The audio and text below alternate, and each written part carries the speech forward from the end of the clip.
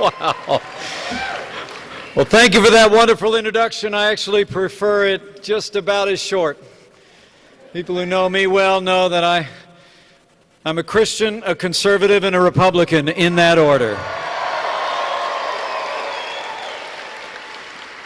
You know, just a couple short weeks ago, I was humbled and honored beyond words that I could express to accept the nomination to run and serve as the next Vice President of the United States of America.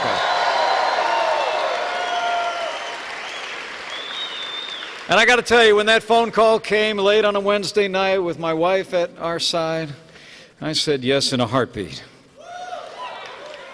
Because you have nominated a man for president who never quits, who never backs down, who is a fighter, who is a winner. And until recently, it seemed like he was doing it all by himself out there. But now we are united. This movement is united. And we're going to elect Donald Trump as the next president of the United States of America.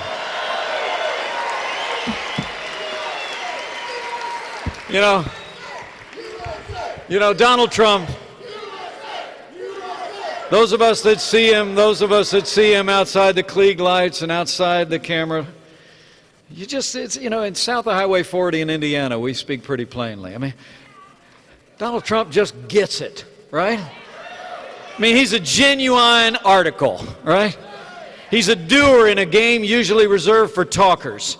And when Donald Trump does the talking, he doesn't tiptoe around those rules of political correctness that they lay in the path of men and women that stand for our principles in this nation. He's his own man. He's distinctly American. That's why he drives a lot of those people in Europe just crazy. I mean, think about it for a second. Where else would you find an independent, rugged, individualistic spirit have a following like his other than in the land of the free and the home of the brave?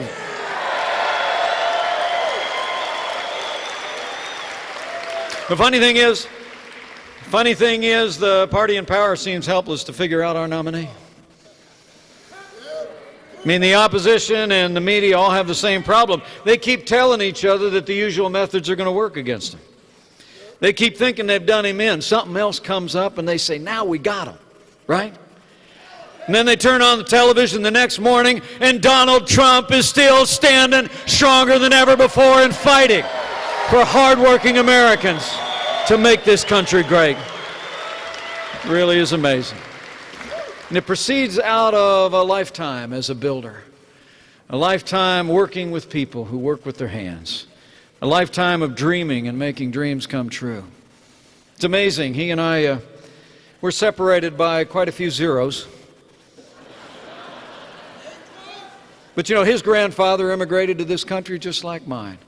His father was a self-made man who built a business just like mine.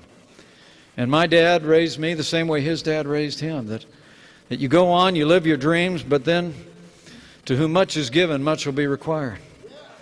And Donald Trump has answered the call of this nation to give back because the American dream has been the lodestar of his life. He's never forgotten the men and women who work with their hands, who grow the food, who build our roads and bridges, tend to our sick, teach our kids. And Donald Trump will never forget the men and women who stand on the thin blue line of law enforcement in this country.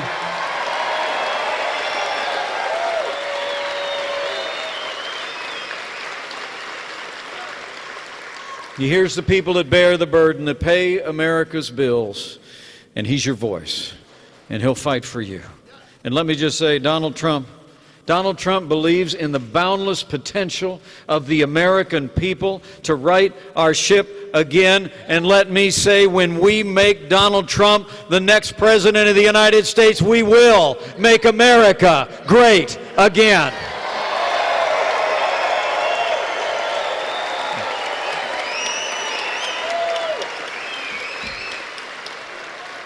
A little bit different on the other side of the ledger. I mean, it's really kind of amazing if you think about it. At the very moment when the American people are crying out for something new and different, The other party has answered with a stale agenda and the most predictable of names. You know, people in both parties are restless for change. They're ready to break free from the old patterns in Washington, D.C., and Democrats just nominated somebody who literally represents everything this country's tired of. I mean, I don't know if you saw her speech the other night. It was about a week ago. I mean, be honest with you, I watched most of it. I had about as hard a time staying awake as her husband did.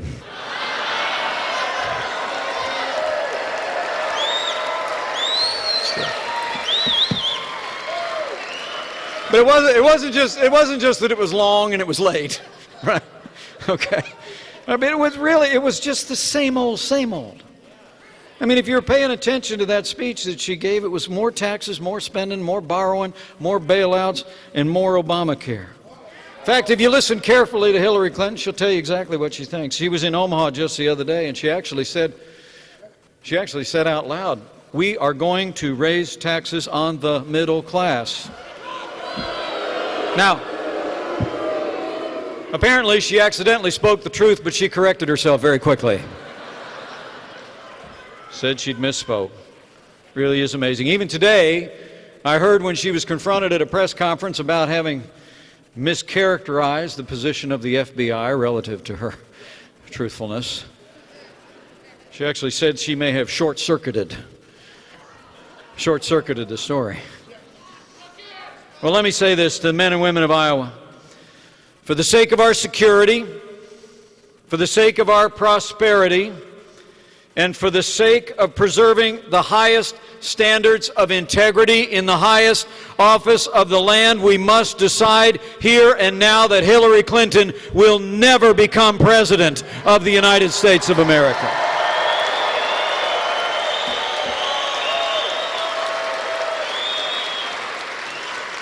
I mean, look, you listen to those speeches and they tell us this economy is the best we can do. But Donald Trump and I know it's not nearly the best we can do.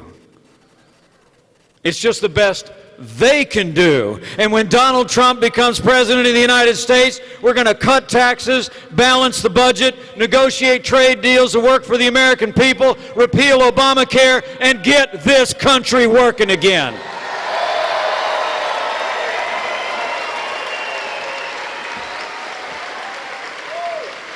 I mean, the choice could not be more clear. It's change versus the status quo in this election. Americans can elect someone who literally personifies the failed establishment in Washington, D.C. It's a whole culture out there of saying one thing and doing another that's led to $19 trillion in our national debt. Or we can choose a leader, a truth teller, a man who will stand strong on the world stage and fight every day to make America great again. And let me promise you, having spent time around this good man since this adventure began for my family, there's one thing I know for sure. When Donald Trump becomes President of the United States of America, the change will be huge.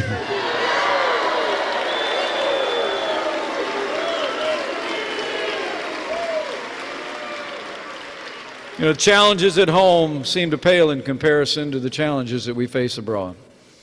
The strong, broad-shouldered leadership that Donald Trump will bring to the world stage is maybe the most important aspect of this election. 7.5 years of Barack Obama and Hillary Clinton's policies have weakened America's place in the world. Terrorist attacks at home and abroad, grim and heartbreaking scenes from France, an attempted coup in allies, a Middle East map that literally is unrecognizable from the day that Barack Obama and Hillary Clinton took over our foreign policy. You know, history teaches us that weakness arouses evil. Hillary Clinton and Barack Obama's foreign policy of leading from behind, moving red lines, feigning resets with Russia, and now paying ransom to terrorists sponsoring states. The rise, rule, and reign of ISIS are a testament to this truth of history. We cannot have 4 more years apologizing to our enemies and abandoning our friends. America needs to be strong for the world to be safe, and Donald Trump will lead from strength on the world stage. He will rebuild our military, stand with our allies, and Donald Trump will confront radical Islamic terrorism and destroy ISIS at its source. So let me say, it is my high honor and distinct privilege to say to you, for the sake of our soldiers who deserve a commander-in-chief who will have their back, for the sake of hardworking Americans and businesses who want a president who will get Washington, D.C. off their back, and for the sake of a Supreme Court that will never turn its back on the Constitution of the United States of America, I give you the next President of the United States of America, Donald Trump.